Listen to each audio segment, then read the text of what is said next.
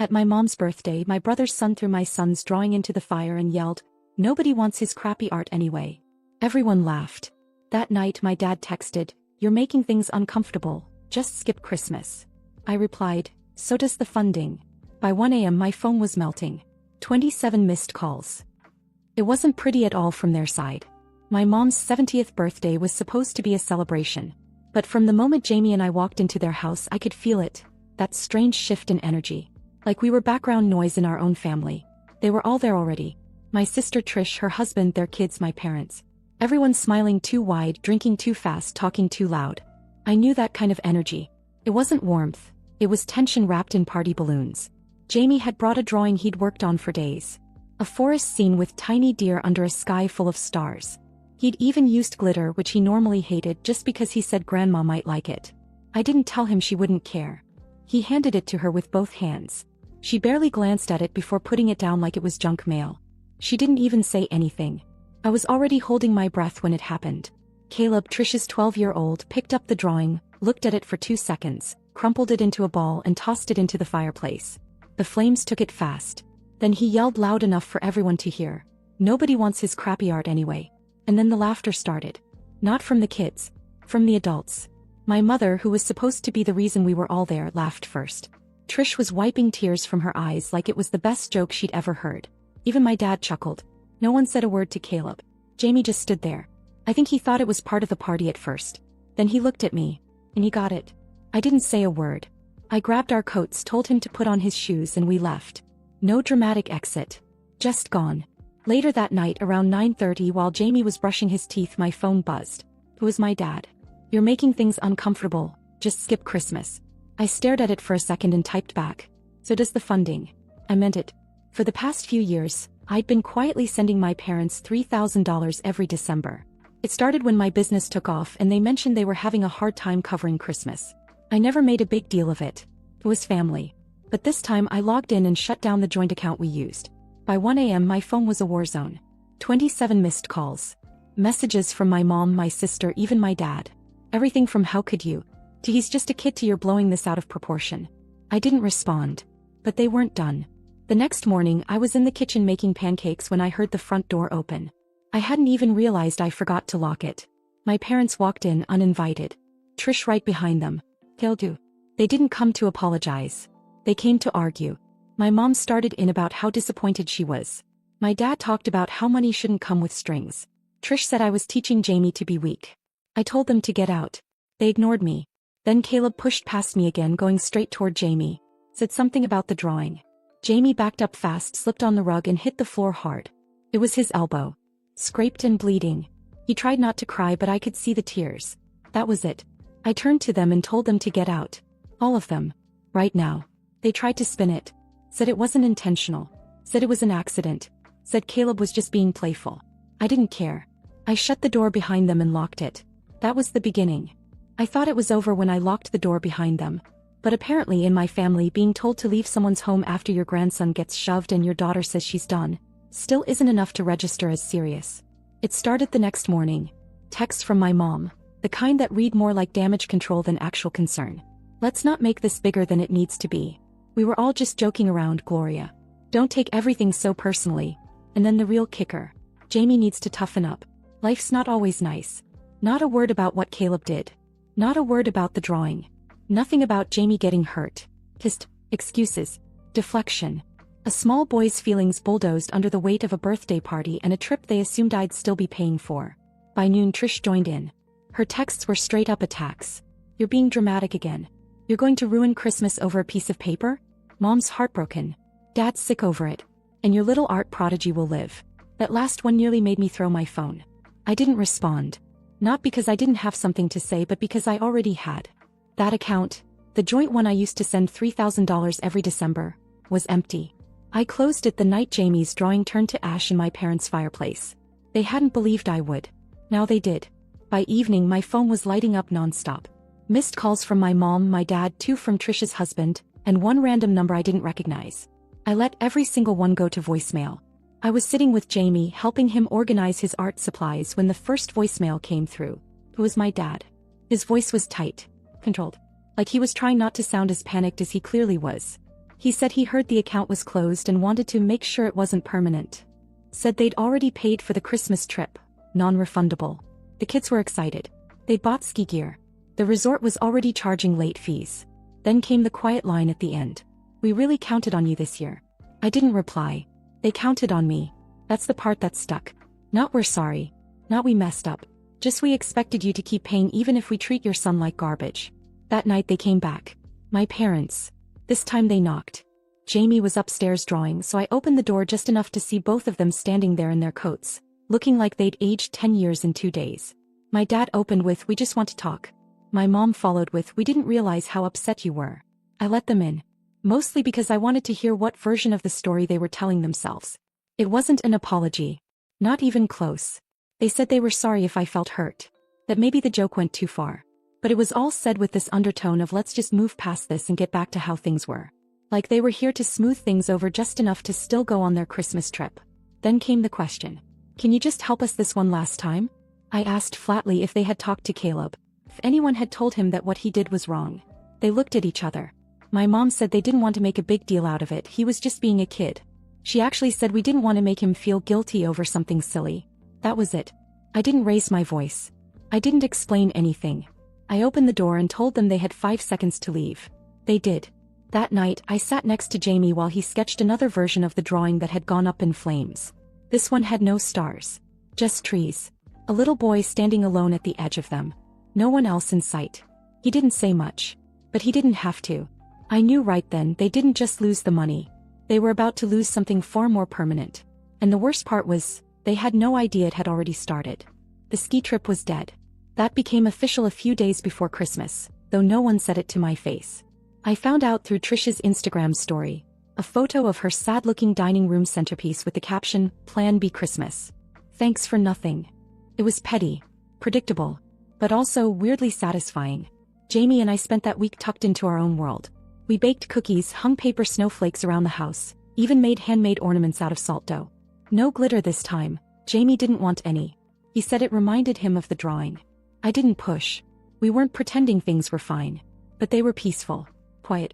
For once, it was just about us, not damage control or tiptoeing around someone else's mood swings. On Christmas Eve my mom called. Her tone was bright. Like none of it had happened. They were hosting dinner at home now, just a small gathering. My parents, Trish and her family, a few neighbors. She said Jamie should come see his cousins, open presents. Said maybe it was time to let go of the tension and put things in the past. I didn't say yes at first. I told her I'd think about it. I wanted to protect Jamie. I didn't trust them. But he overheard the call and asked if we could go. Said he missed Grandma. Said maybe everyone would be nicer this time. I gave in. We arrived around 6. The house was decorated just like always. Over-the-top lights, ceramic reindeer on the porch, Bing Crosby playing from a Bluetooth speaker by the door. My mom opened it like we were long-lost guests, smiling too much. She hugged Jamie and said how glad she was we came. Inside nothing felt different. Trish was in the kitchen barking orders, her husband was drinking something brown and strong, and Caleb was on the couch with his phone, headphones in. He didn't even look up when Jamie walked in. We sat down for dinner around 7. It was quiet at first. Everyone pretending to be civilized. Jamie sat next to me pushing mashed potatoes around his plate. My mom brought out the good china. I remember thinking, funny how they only bring out the nice things when they want to look like good people. Halfway through dinner my dad gave a little speech. Talked about how proud he was of the family, how important forgiveness was. Everyone nodded along like we were in a commercial. Then came the moment I'll never forget. Trish leaned across the table, smiling just a little too wide and said, "Let's just hope no one throws a tantrum over paper this time." Silence. Then laughter. Soft at first. Then louder. My mom laughed.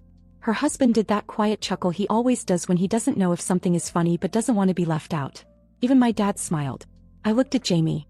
He wasn't confused this time. He understood exactly what she meant. He looked down at his plate. I stood up. Picked up the porcelain plate in front of me, one of my mother's precious antiques she always bragged about, and let it slip from my hand. It shattered across the hardwood. The room went dead silent. I didn't raise my voice. I didn't say a word. I just reached for Jamie's hand and walked us out. We didn't put on our coats. We didn't say goodbye. We got into the car and drove. Jamie didn't speak for a while. Then he asked quietly if I was mad at him, if he did something wrong. I told him no, that I was proud of him, that none of this was his fault. We got home and curled up on the couch, the tree lights still blinking, the air smelling like cinnamon and flour. I made us hot chocolate and let him fall asleep watching a movie. I was just starting to drift off too when there was a knock at the door. I didn't expect anyone. Then I saw the flashing lights through the window. A police car. Parked in front of my house. I opened the door. The officer asked if everything was okay. Said they'd received a call about a family dispute. Destruction of property. Said someone reported I'd broken things in anger and stormed out of a family gathering. I told him exactly what happened. That I'd broken one plate, my own mother's, in a house where my son was mocked again. That we left quietly.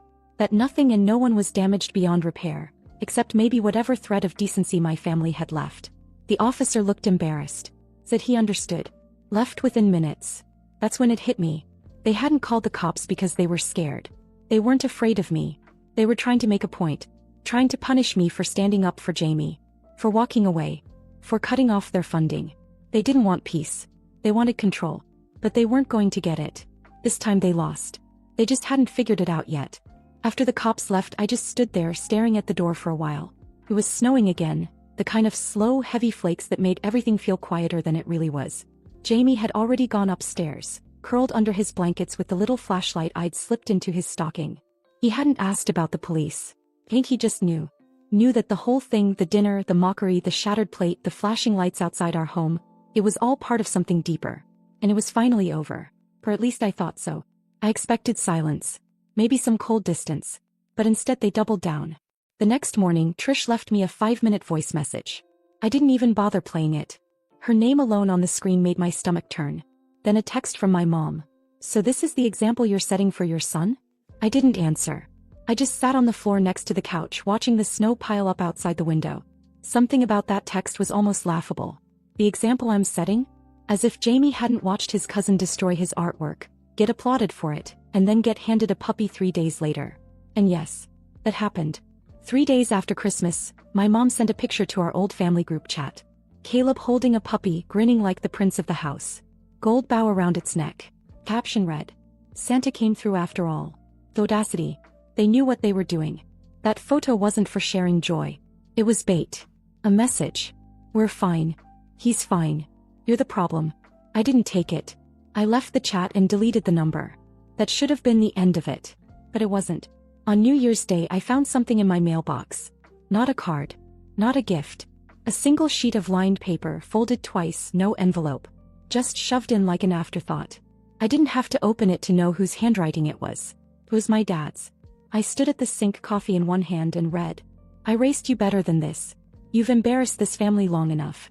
You are not welcome in this house until you apologize and make things right." That was all it said. No, Happy New Year. No mention of Jamie. Just blame, control, and silence where love was supposed to be. I tossed it in the trash. Then took it out, tore it into pieces, and tossed it again. But it wasn't me who found it first. Jamie did. I didn't even know until I saw him later that afternoon, sitting on the bottom step of the staircase, holding the letter in his lap. He didn't look sad. Just tired. He looked like someone who understood too much too early. He didn't ask me what it meant. He asked something else. He asked, "So we're not their family anymore?" I didn't know how to answer that right away. I just sat down next to him and said the only thing I knew to be true. We're always family to each other. That's what matters now. That night I packed a small bag for the two of us. I didn't tell Jamie where we were going. I just loaded up the car, left our phones in the kitchen drawer, and drove north. About 2 hours out, there's a tiny cabin rental I used to go to before I had Jamie. Nothing fancy. No TV, no Wi-Fi. Just trees, a wood stove, and complete quiet. We stayed 2 nights. On the first morning, Jamie walked out onto the porch and just stood there staring at the snow. Said it felt like a different planet. I watched him from inside as he sat on the steps and started drawing. Just sketching the trees, the frozen lake in the distance, the chipped red paint on the railing. The second night after dinner, he handed me something folded in half. A drawing. It was the two of us inside the cabin sitting near the fire. His details were perfect. The little blanket I'd thrown over the chair, the cocoa mugs on the windowsill, the tiny pine tree we found behind the cabin and stuck in a vase. At the bottom he'd written one sentence in big block letters. "This is what family feels like." I didn't cry. I just folded it carefully, tucked it into the front pocket of my wallet, and held onto it like it was more valuable than anything I'd ever owned. The next morning before we left, Jamie asked if we were ever going back to Grandma and Grandpa's house. I told him the truth. Not unless they change. He nodded. then went back to sketching the frozen trees. That was the moment I knew. I didn't need their approval, their invitations, their letters pretending to be ultimatums. I had what mattered, and I wasn't going to give it up for anything. The silence in January was louder than the chaos that came before it. No more calls. No texts. No passive-aggressive photos. For almost 2 weeks it was like we didn't exist to them. And maybe that should have felt like relief. But it didn't. Not entirely. The house was peaceful, sure. Jamie was back to drawing, sleeping well, laughing more. But there was this quiet ache in me, like a bruise I couldn't see but kept pressing on anyway. It wasn't longing. It was unfinished business. There was something about the way it all ended. The police, the letter, the guilt games, that made it feel like the door had slammed shut but I hadn't actually locked it. And a part of me, a part one hated, still needed to try once more. Not for them. For me. I didn't want to carry this into the rest of the year. I didn't want to wonder 10 years from now if there was something else I could have done. So, on a quiet Saturday afternoon, I made a decision I never thought I'd make again. We drove to their house. Jamie didn't ask why. He just packed a few pencils and his sketchbook and got in the car. That was the thing about him. He always knew when something mattered more than I wanted to admit. It had snowed that morning. Not much, just enough to cover the sidewalks and turn the trees silver. Their driveway was half cleared, like someone had started shoveling but gave up halfway through. When I knocked, I expected hesitation. Pause. Maybe a look of surprise. But my mom opened the door like I was a neighbor dropping off a package. No hug. No hello. Just a quiet, sharp, "Come in." We stepped inside. Everything looked the same. Same candles on the mantel. Same photos on the wall. Same heavy silence hanging in the air. My dad was in his recliner, glasses on, holding a book he clearly wasn't reading. He looked up at me, then back down. Trish wasn't there. For once I was glad. I kept it short. I said I came because I didn't want to walk away from them wondering if I had done everything I could. That I wasn't there to fight. I was there to ask one question.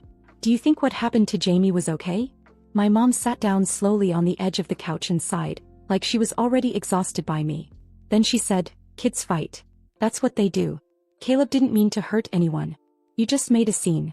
Then she looked at Jamie, sitting beside me with his sketchbook open in his lap, and added, "We've always loved Jamie. You're the one keeping him away." I looked at my dad. He hadn't said a word. Just kept pretending to read. So I tried again. I told them it wasn't about the money. Not anymore. It wasn't about the plate or even the drawing. It was about a pattern. A long, exhausting pattern of dismissing, ignoring, blaming. And this time it was aimed at Jamie. That crossed a line I couldn't let go of. My mom rolled her eyes and said, "You've always been sensitive, Gloria. You overreact. You always have." And that was it. That was the moment. That one sentence was all I needed to hear to know it hadn't been about Jamie at all. It never had been. This had always been the story. I overreact. I cause trouble. I make things uncomfortable. I turn peace into tension. That's what they believed. What they wanted to believe. Because it meant they never had to change. I stood up. Told Jamie to grab his things. And then as I turned to leave, my dad finally spoke. Quiet. Flat.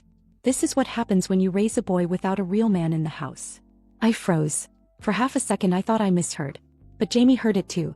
I felt him go still beside me. I didn't respond. I just looked him in the eyes long enough for him to look away. Then we walked out. No slamming the door. No parting shot. Just silence. In the car, Jamie didn't say anything for most of the drive. I kept glancing over at him, waiting, worried. But when we pulled into our driveway, he looked at me and said something I'll never forget. "I don't think they know how to be sad for other people. Only for themselves." It wasn't something I'd ever said to him. But somehow he saw it. That night after dinner he handed me a new drawing. A little boy and his mom walking down a snowy road, a tall house in the background with no lights on, and one sentence written in careful block letters across the top. "Some doors don't open the right way." I hung it on our fridge. Not as a reminder of the pain, but as proof that my son sees what I see. That he understands more than they ever gave him credit for. And that the door I closed behind us that day, it's not one I'll ever try to open again. January passed and life kept going, like it always does. The snow outside our windows began to melt in patches, dirty and uneven, like even winter was tired of holding on. Jamie settled back into school. I buried myself in work. We made breakfast together most mornings. Sometimes waffles, sometimes just toast and apples. And slowly the house began to feel normal again. But there was still something under the surface. Not anger. Not sadness exactly. More like the echo of something that used to be loud and constant, now just quiet. But not gone. That kind of silence doesn't fill itself overnight. We hadn't heard a single word from them since the day I walked out of their house with Jamie's hand in mine. Not a check-in, not a text, not even a backhanded guilt message. Nothing. It was strange. I had braced myself for another explosion. A new wave of blame. Maybe even a surprise visit. But they chose something worse. They erased us. And for a while that hollow space sat in me like a room no one ever entered, full of things I didn't want to touch but couldn't throw out. Then in early February, a number I didn't recognize showed up on my phone. Voicemail. It was Trish. Her voice was calm, like we hadn't just set fire to our family 3 weeks ago. She said she'd heard we were doing fine, whatever that meant. That Caleb missed Jamie. That maybe the kids could at least see each other for their sake. She said there's no reason to keep punishing everyone over a misunderstanding. A misunderstanding. I didn't finish the message. I deleted it and blocked the number. Because the truth is, Jamie doesn't miss Caleb. He misses having cousins who didn't treat him like a side character in his own story. He misses having a grandma who looked at his art like it mattered. He misses the version of family I told him we had. The version I tried to protect until it shattered on the floor with that plate. He doesn't talk about any of it much. But the way he draws says everything. Last week he handed me a new sketch. A row of houses at night, snow on the rooftops, all the windows dark except one. Ours. The one glowing gold from inside. I asked him why only ours had the lights on. He said, because that's the one where it's warm. I didn't cry. I just kissed the top of his head and taped the drawing to the fridge. That same night I opened the bottom drawer of my nightstand and found the old family photo from last Christmas. The one with all of us in matching sweaters, arms linked, smiles wide. I stared at it for a long time. Then I slid it back in face down. Not out of hate. Not even pain. Just clarity.